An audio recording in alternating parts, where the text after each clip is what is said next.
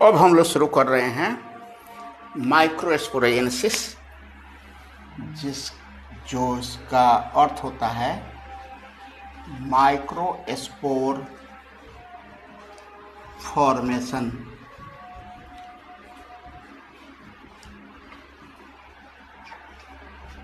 Microspore को pollen grain भी कहते हैं। इसका दूसरा नाम है पोलन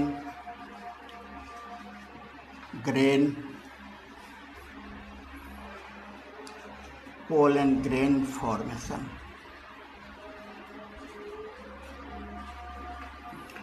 यहाँ पर एक और इम्पोर्टेंट बात हमको बतानी चाहिए ना, वो ये है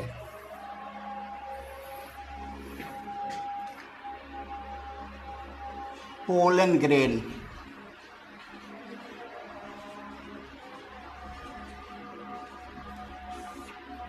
बराबर माइक्रोस्पोर।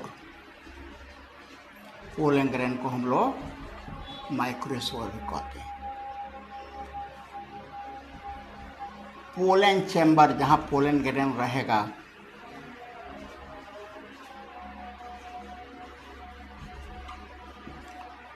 उसको हम लोग माइक्रोस्पोरेंजियम भी कहते हैं। Microsporangium.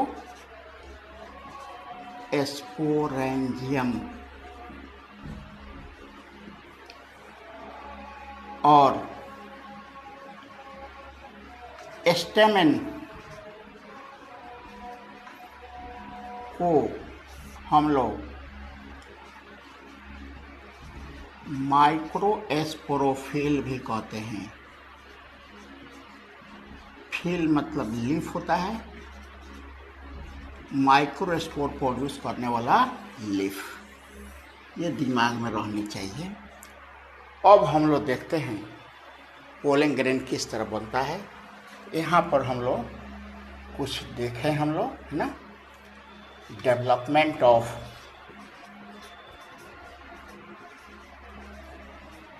Anther.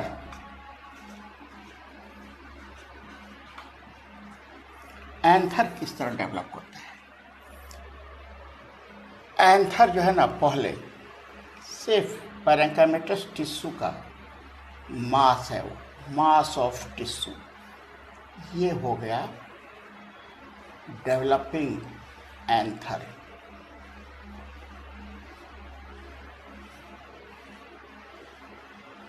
Mass of tissue है ये, दूसरा कुछ नहीं है इसमें।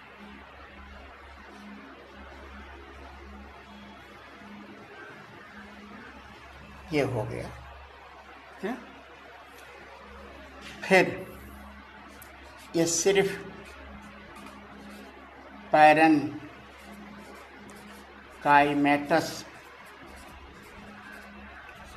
टिश्यू है, दूसरा कुछ नहीं है। फिर इसके बाद इसमें थोड़ा सा लोब बनना शुरू होगा। लोब बनना शुरू, ये लोब्ड स्ट्रक्चर हो गया। लोब मतलब खंड। जैसे ही लोब बनेगा, इसके चारों कॉर्नर पर और सब सेल से एक सेल बड़ा हो जाएगा।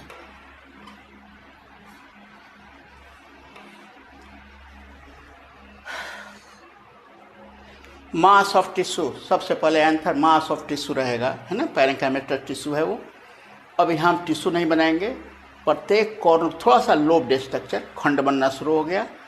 अब प्रत्येक कॉर्नर पर एक सेल और सब सेल से बड़ा हो जाएगा। अब दिमाग में रखनी पड़ेगी कि एक्चुअली एक सेल है नहीं, इतना मोटा एंथर है, ऊपर से एक सेल दिखाई दे रहा है, नीचे से एक सेल दिखाई देगा, बाकी बीच में तो ग्रुप एक लीनियर सेल्स का अरेंज है उसमें, है ना।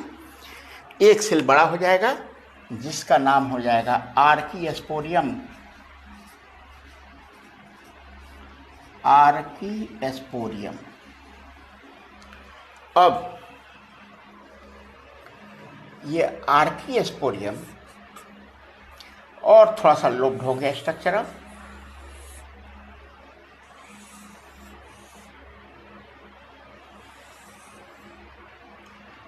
आर्कियोस्पोरियम फिर डिवाइड करेगा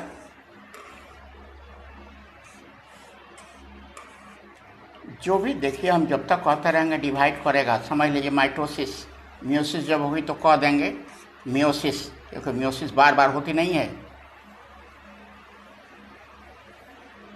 वही बात इसमें ध्यान देना पड़ेगा। ये जो डिवीजन है ना, ये डिवाइड कर गया 2 सेल में। बाहर वाला सेल प्राइमरी पेराइटल सेल और भीतर वाला सेल प्राइमरी एस्पोरोजिनस सेल, 2 भागों में वो डिवाइड कर जाएगा, है ना। अब यहीं पर देख लीजिए, पेराइटल मतलब वाल होता ही है ना, ये डिवाइड करेगा, वॉल ऑफ द एंथर बनाएगा।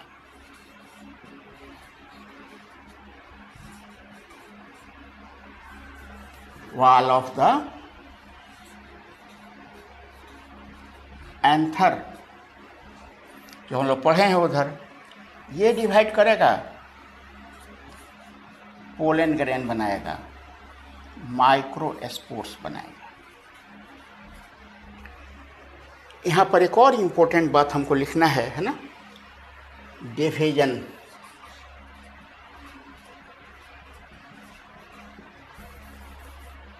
डिवीजन ये 2 तरह का है, होगा इसमें। सब माइटोसिस है वो। एक होगा पेरी क्लाइनल डिवीजन। डिवीजन को हम इस तरह लिख देंगे, है ना, parallel to the surface.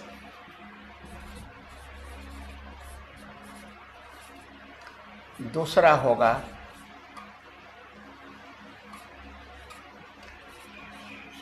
Anti कनाइलन division.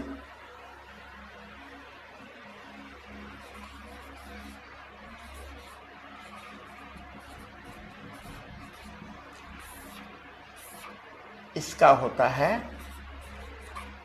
Perpendicular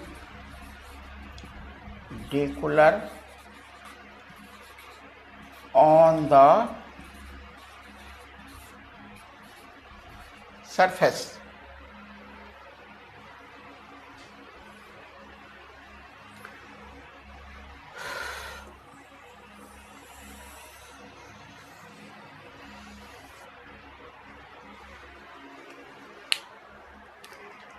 यहाँ पर देखिए, ये सरफेस है और इसके समानांतर यहाँ पर डिवीजन हो रहा है ना।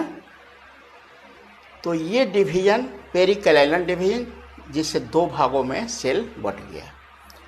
दूसरा डिवीजन जो है ना, एंटी कनाइलन, वो सरफेस पर 90 डिग्री का कोण बनाता हुआ होगा, वो हम लोगों को आगे मिलेगा। एक्चुअली वो आगे क्या, वो वॉल ऑफ द एंथर बनने में वो भाग लेता है। इसमें 2 तरह का डिवीजन देखे हम, है ना। और इस तरह ये प्राइमरी पेराइटल सेल और प्राइमरी एस्पोरोजिनस सेल माइक्रोस्पोर्स बना लेंगे, और प्राइमरी पेराइटल सेल, है ना। इस तरह यहाँ पर हम लोग एक छोटा सा फ्लो चार्ट देखें। Primary parietal cell,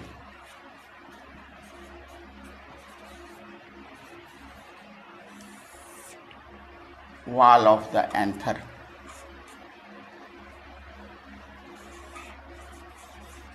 wall of the anther, wall of the anther कौन कौन है?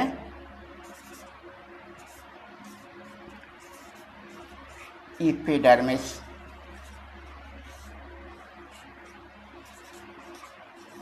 एंडोथेसियम,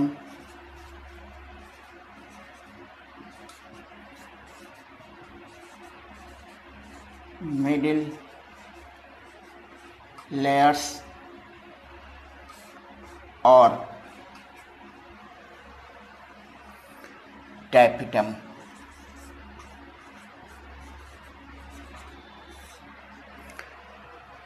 प्राइमरी एस्पोरोजिनस सेल,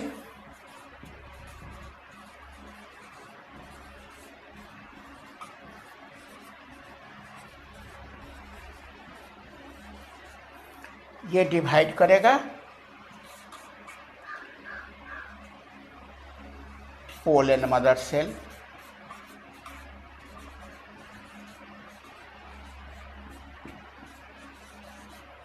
दूसरा नाम है इसका माइक्रोस्पोर मदर सेल,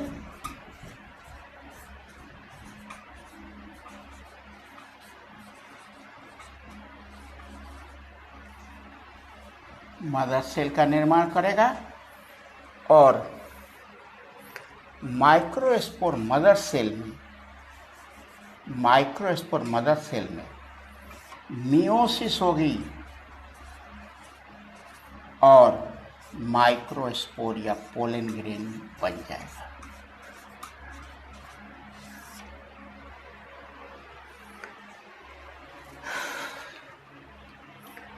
हम लोग पढ़ रहे हैं माइक्रोस्पोरोजेनेसिस। आपको मालूम है एंथर में पोलन ग्रेन रहता है, एंथर का वाल रहता है। ये सब कहाँ से आता है, कैसे बनता है, वही तो पढ़ रहे हैं। माइक्रोस्पोर फॉर्मेशन या pollen grain formation, development of anther हम लोग देखें, उसी में मिलेगा ये। पहले मास ऑफ टिश्यू होगा, पहले ना पोलन ग्रेन रहेगा उसमें, ना कोई एंथर का वाल रहेगा, बाहर से एपिडर्मिस मामूली ढंग से रहेगा, पैरेंकाइमेटिक टिश्यू रहेगा। बाद में थोड़ा सा और डेवलप होगा, तब ये थोड़ा लोब्ड बन जाएगा, खंड बनेगा इसमें, ये लोब्ड स्ट्रक्चर हो गया। और प्रत्येक कॉर्नर पर जो लोब बनेगा, 4 लोब हो जाएगा, 2 लोब्ड हो गया ये। और प्रत्येक कॉर्नर पर एक सेल और सब सेल से बड़ा हो जाएगा। बताया आपको, एक्चुअली वो एक सेल है नहीं, आर्कियोस्पोरियम कहलाएगा। अब आर्कियोस्पोरियम में पेरिकैलाइन डिवीजन वहाँ लिख दिए हैं, parallel to the surface, surface के समानांतर डिवीजन होगा और इस तरह 2 सेल बन जाएंगे। जो बाहर वाला सेल होगा प्राइमरी पेराइटल में वाल होता है, एंथर का वाल बना लेगा, और नीचे वाला सेल प्राइमरी एस्पोरोजिनस सेल जो माइक्रोस्पोर या पोलन ग्रेन बनाएगा। Primary parietal cell wall of the anther 4 layer का वाल बना लेगा। प्राइमरी एस्पोरोजिनस सेल पहले डिवाइड करेगा, पोलन मदर सेल बनाएगा माइटोसिस द्वारा, और पोलन मदर सेल में मियोसिस होगी तो पोलन ग्रेन बन जाएंगे। यहाँ तक हमको लग रहा है कि समझ में आती होगी बात, है ना। अब हम लोग यहाँ पर देखेंगे, है ना, कि किस तरह पोलन ग्रेन बनेगा। जरा इसको हम लोग देखेंगे, है ना। अब इसको हम मिटा सकते हैं लगता है।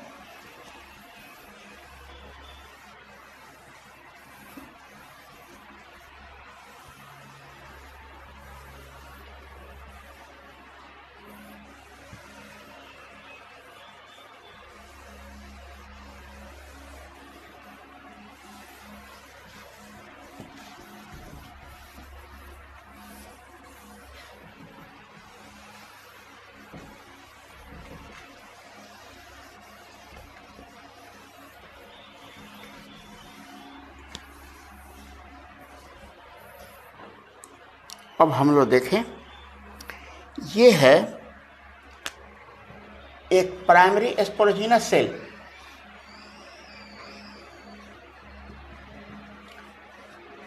प्राइमरी एस्पोरोजिनस सेल, इसमें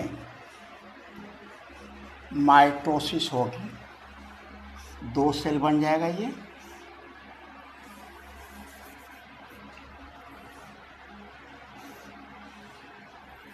ये 2 सेल हो गया।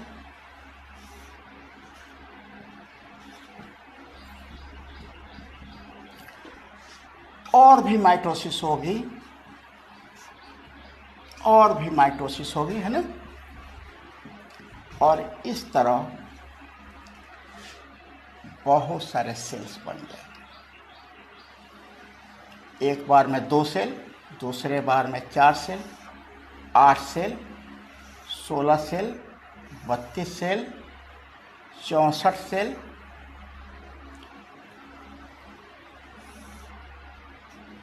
और मैनी मोर।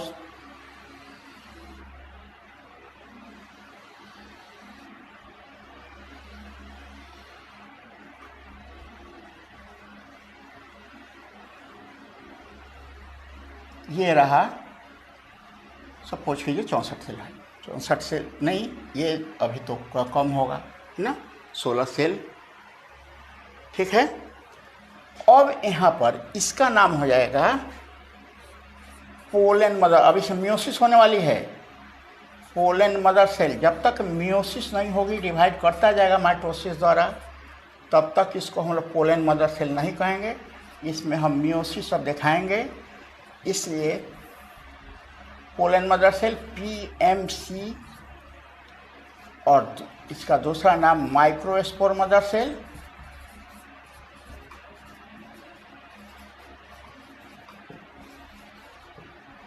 MMC, microspore mother cell.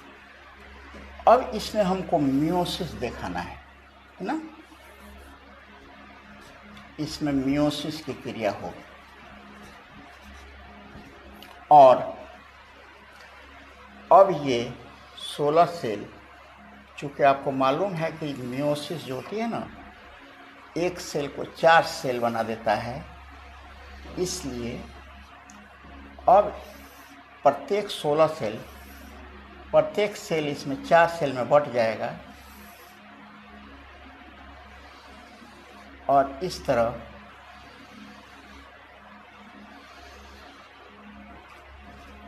ये 64 सेल बन जाएगा। इसमें एक सेल को 4 सेल में बांट देंगे, सबको बांटने की जरूरत नहीं है ना।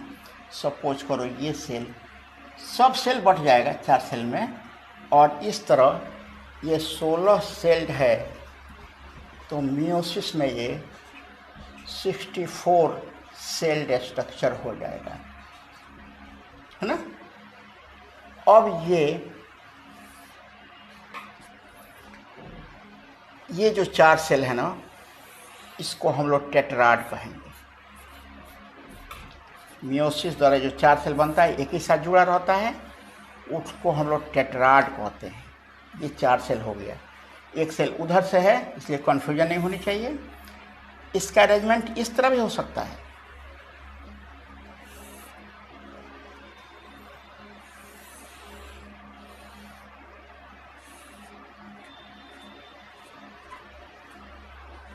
इसका अरेंजमेंट इस तरह भी हो सकता है।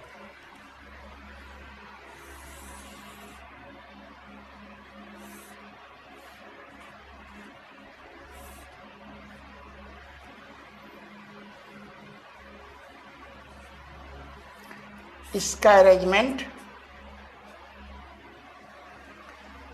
इस तरह भी हो सकता है।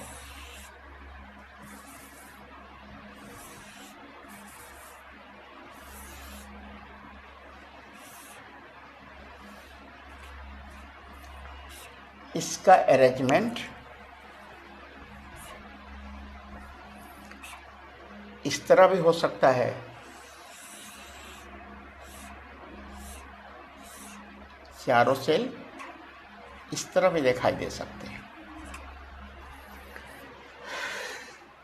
इस तरह का अरेंजमेंट जब होगा चारों सेल का, टेट्राड का, तब इसको कहेंगे टेट्राहेड्रल शेप है इसका,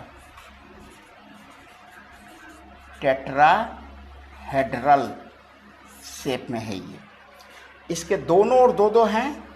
आइसो मतलब समान, बाई का मतलब दोनों हो गया, बाईलैटरल, आइसो बाईलैटरल शेप में है ये टी शेप्ड में है।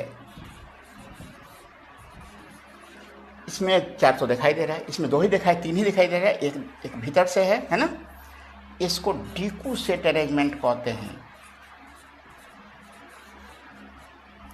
और ये लीनियर एक ही सीध में सब हैं, इसलिए लीनियर अरेंजमेंट ऑफ टेट्राड है। माइक्रोस्पोर किस तरह बनता है?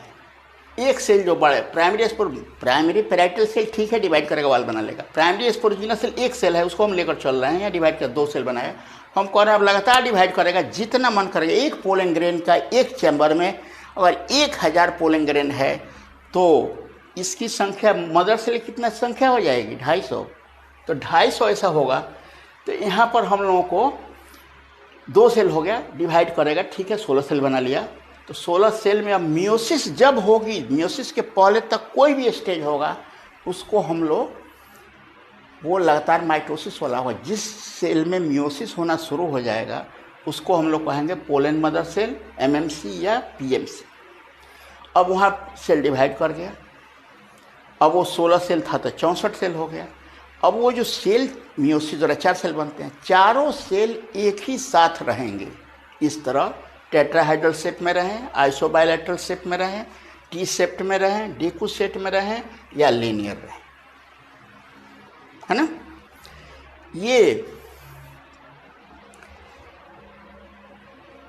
ये जो सेल्स 4 बने हैं ना, सही पोलन ग्रेन्स हैं, बता रहे हैं हम। Cells have plasmodesmata,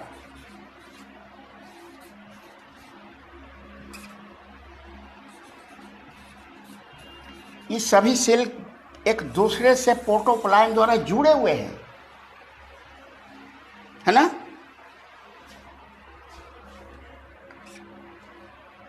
काइलोज layer, callose carbohydrate है, callose layer is formed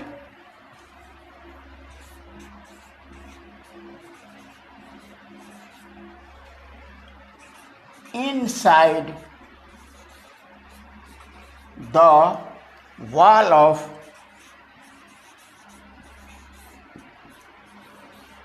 cells,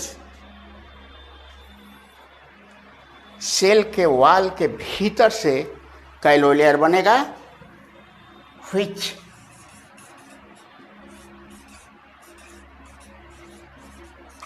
break down the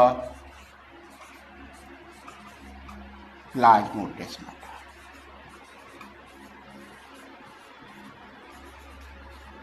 जो प्लाज्मोडेस्माटा के लेयर को तोड़ देगा, है ना। और इस तरह अब ये चारों सेल किसी का भी ना अलग अलग हो जाएंगे,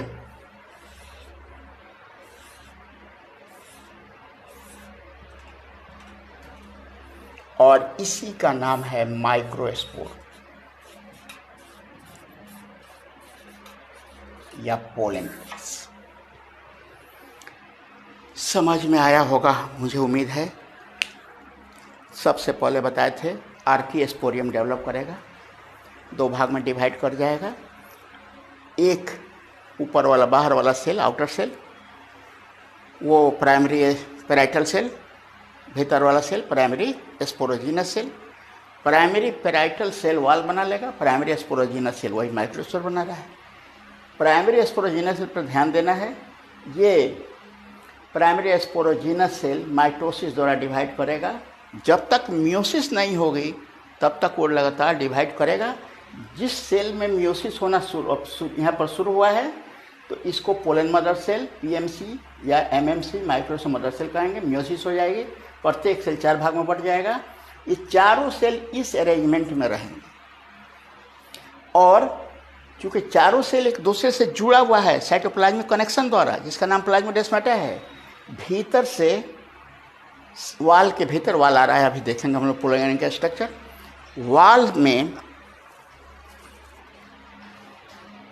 वाल जो है ना, उसके भीतर काइलोज का लेयर बनेगा, प्लाज्मोडेस्माटा को तोड़ देगा। तोड़ने के बाद चारों अलग हो जाएंगे सेल, यही है माइक्रोस्पोर्स या पोलन ग्रेन। उम्मीद है आप लोगों को समझ में आ रहा होगा, है ना। अगर समझ में नहीं भी आता है तो आप लोग इसको बार बार देखिए, पॉज करके देखिए, ज़रूर समझ में आएगा, ठीक है। अब हम लोग आ रहे हैं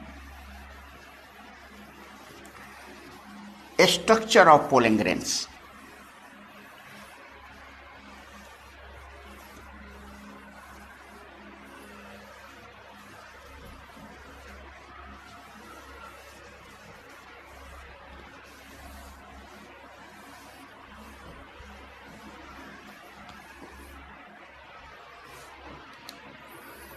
structure of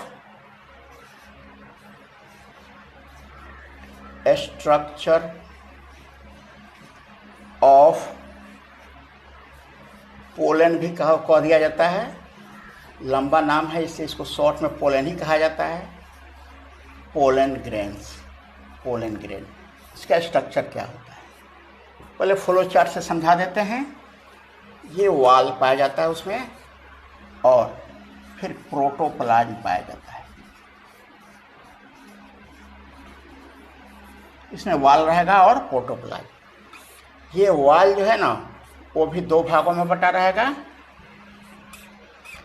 एक्जाइल इंटाइल। फिगर बनाएंगे पूरी तरह समझ में आ जाएगा। ये एक्जाइल बना होता है, बहुत दिमाग में रखना है, ऑफ स्पोरोपोलेनिन कंपाउंड का बना होता है। ये जो कंपाउंड है ना हाईली रेसिस्टेंट कंपाउंड है टू हाई टेम्परेचर का, एसिड का, बेस का, अल्कली का, एनी इंजाइम, कोई भी इंजाइम भी इसको गला नहीं सकता है।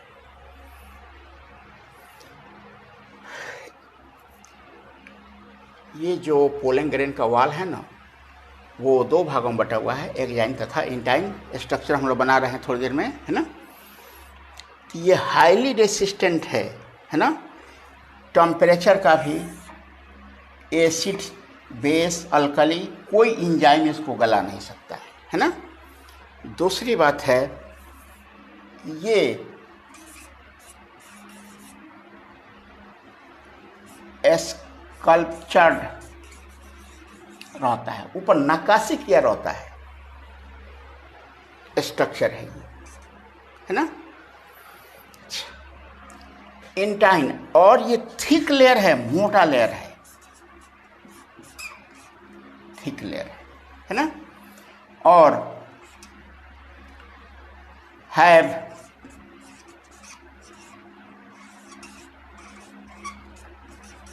जर्म पोर्स, ये जर्म पोर्स रखता है, वेयर, जहाँ, नो स्पोरोपोलेनिन, यहाँ पर स्पोरोपोलेनिन नहीं होता है। हो गया। इंटाइन, ये थिन होता है और सेलुलोज प्लस पेक्टोज का बना होता है या पेक्टिन का बना होता है। हम लोग स्ट्रक्चर अभी थोड़ा कम समझ में आ रहा होगा, हमको फिगर बना देना चाहिए था, लेकिन खैर फिगर हम बना रहे हैं, तब तक इसको देखिए आप लोग। ये है अब प्रोटोप्लाज्म, न्यूक्लियस और साइटोप्लाज्म में बटा हुआ है। इसका साइटोप्लाज्म हैव न्यूट्रिटिव मैटर, काफ़ी न्यूट्रिटिव मैटर ये रखता है, जैसे carbohydrates,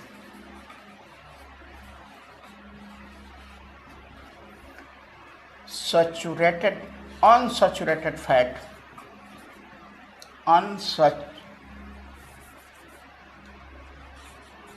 unsaturated fat,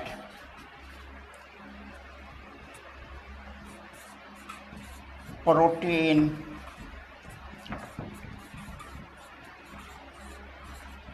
amino acids, etc. है ना। प्रोटोप्लाज्म, इसका न्यूट्रिशन वैल्यू काफ़ी है, हम लोग फिर आगे इसको देख रहे हैं, है ना। पोलन ग्रेन का क्या क्या यूज हम लोग करते हैं, है ना। चलो हम लोग इसको पहले स्ट्रक्चर देखें हम लोग। ये है एक पोलन ग्रेन, भीतर का वाल ये हो गया इंटाइन,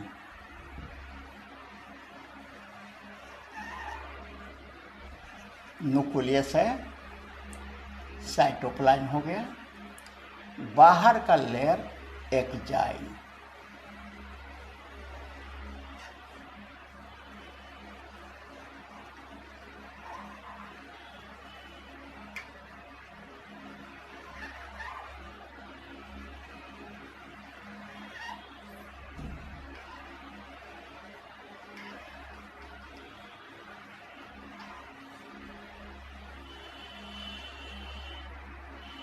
ये हो गया एक्जाइन का वाल।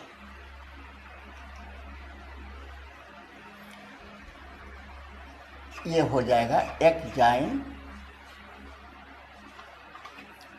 और ये हो जाएगा इंटाइन।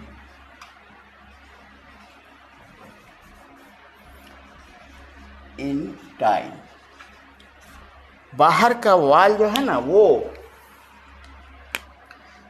यहाँ पर थोड़ा थिन स्ट्रक्चर है, जहाँ स्पोरोपोलिन नहीं है वहाँ लिखे हुए हैं हम।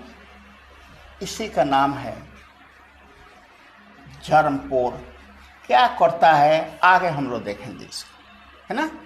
ये एक स्ट्रक्चर ऑफ पोलन ग्रेन, वाल और प्रोटोप्लाज्म हो गया।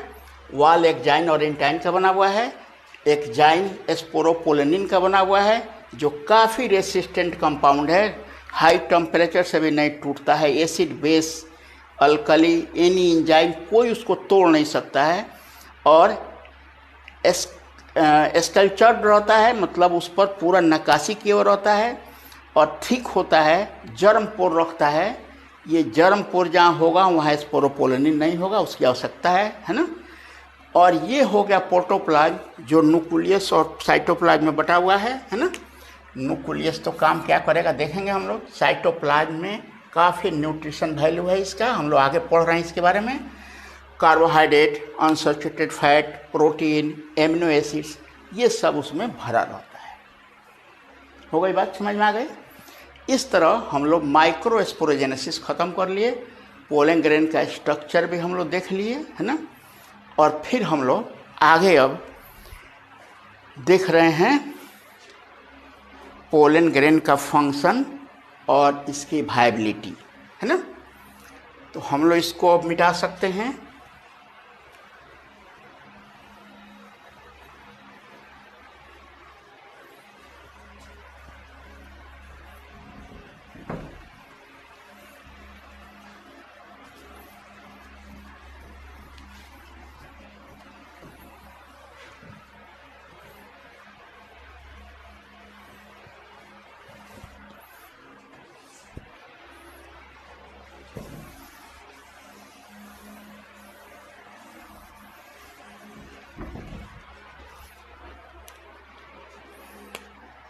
Function of pollen grain.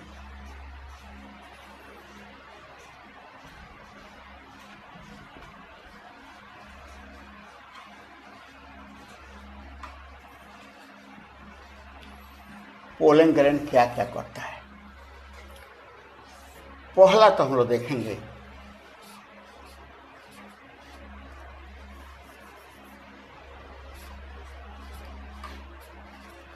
Takes part in pollination. Pollination में ही ना भाग लेता है ना। दूसरा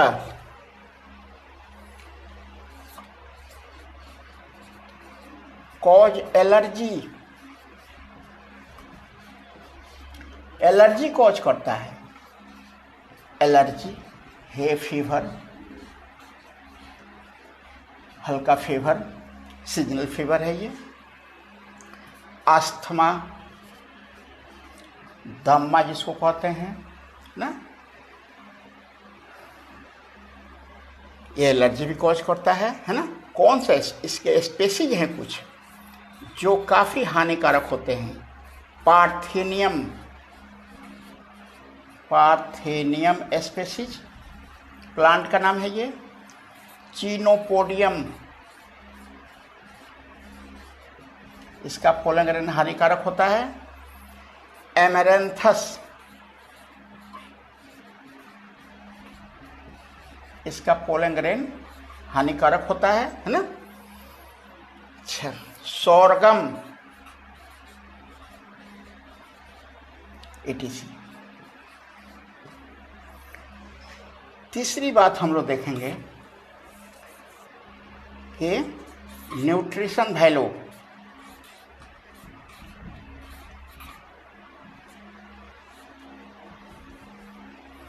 न्यूट्रिशन वैल्यू क्या क्या बनता है उससे? Supplement food,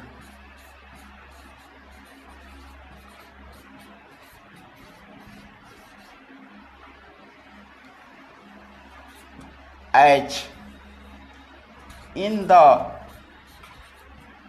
form of tablets, syrup, used by athletes, racing horse,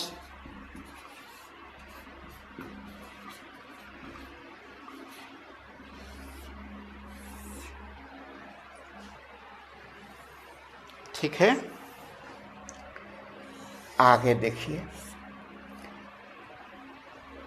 sun screen cream by unsaturated fatty acids, इसमें जो अनसैचुरेटेड फैटी एसिड पाया जाता है उससे सनस्क्रीन क्रीम भी बनता है। और आगे हम लोग देखें इसमें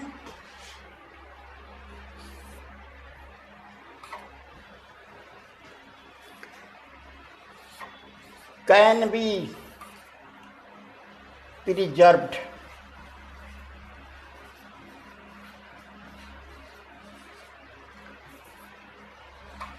इन liquid nitrogen at -196 degree,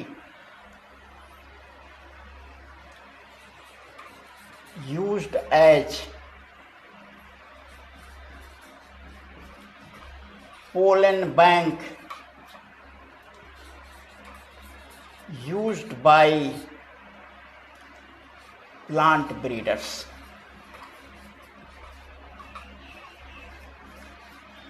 ये एक सेल का है, इससे कल्चर करके प्लांट भी बना दिया जा सकता है। Plant breeders.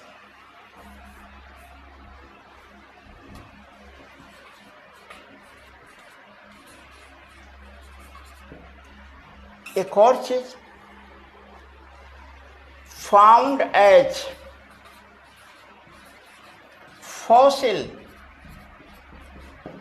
चूंकि इसके स्पोरोपोलेनिन को कोई गला ही नहीं सकता है। जब स्पोरोपोलेनिन डिजॉल्व नहीं होगा तो जो प्लांट फॉसिल बन चुके हैं वो रॉक में या कहीं भी अभी तक वैसे ही पड़े हुए हैं, लिविंग हैं। उसको टिश्यू कल्चर कराकर उसे प्लांट भी तैयार किया जा रहा है ना। और फॉसिल जो इसका होता है कॉल्ड माइक्रो फॉसिल, इसके फॉसिल को हम लोग माइक्रो फॉसिल कहते हैं। पोलिनेशन में भाग लेता है, ये एलर्जी कॉज कर देता है ना। एलर्जी कॉज करने वाला इंपॉर्टेंट प्लांट इसका पार्थेनियम है ना। और न्यूट्रिशन वैल्यू है, सप्लीमेंट फूड के रूप में हम लोग टैबलेट सिरप के रूप में यूज करते हैं। एथलीट्स भी खाता है, रेसिंग हॉर्स भी लेता है। अनसैचुरेटेड फैटी एसिड है इसमें। सनस्क्रीन क्रीम भी इनसे बनता है ना। और इसको प्रिजर्व कर दिया जाता है है ना, और पोलन बैंक बना लिया जाता है, जो प्लांट ब्रीडर्स उसमें से निकाल कर उसको कल्चर करते रहते हैं, और माइक्रोफॉसिल के रूप में भी ये पाया जाता है। यहाँ तक हमको लगता है कि सही होगा, समझ में आया होगा, है ना। अब इसको हम लोग फिर मिटाकर एक चीज इसका रह गया है ना, वो है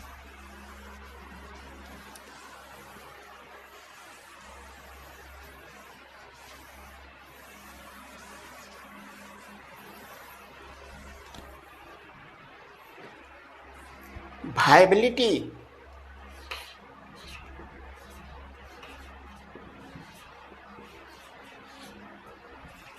of pollen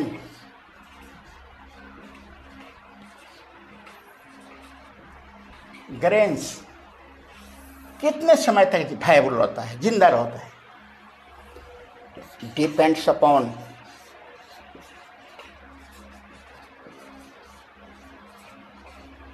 ह्यूमिडिटी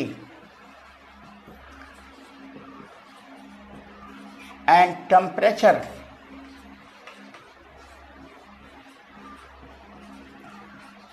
टेम्परेचर और ह्यूमिडिटी पर डिपेंड करता है। ऐसे सीरियल्स जैसे rice, wheat for 30 minutes,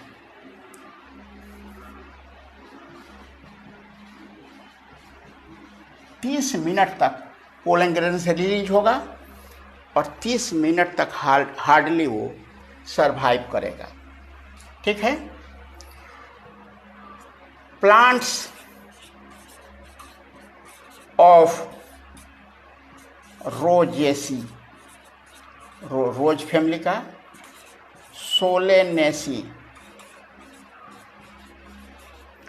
लिगुमिनेसी,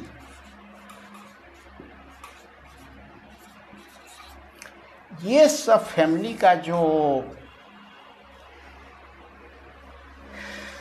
members हैं उसमें हॉर्मोन्स कुछ महीनों तक ये सरवाइव करते हैं। नहीं समझ में आया? पोलन ग्रेन एंथर से निकल जाएगा, कितना देर तक जिंदा रहेगा वो? तो सीरियल्स वगैरह में तो हार्डली 30 मिनट तक, इस सब प्लांट में देखा गया है 1-2 महीना तक जिंदा रहता है। ठीक है। तो इस तरह हम लोग माइक्रोस्पोरोजेनेसिस, एक पोलन ग्रेन का पूरा स्ट्रक्चर हम लोग देख लिए। इसके बाद अब एक ही चैप्टर बच रहा है इसका सबका नहीं अभी, माइक्रोगैमेटोजेनेसिस। तो फिर हम लोग मिलते हैं, माइक्रोगैमेटोजेनेसिस लेकर आ रहे हैं हम। ठीक है। तो ये रहा माइक्रोस्पोरोजेनेसिस का ऑल अबाउट।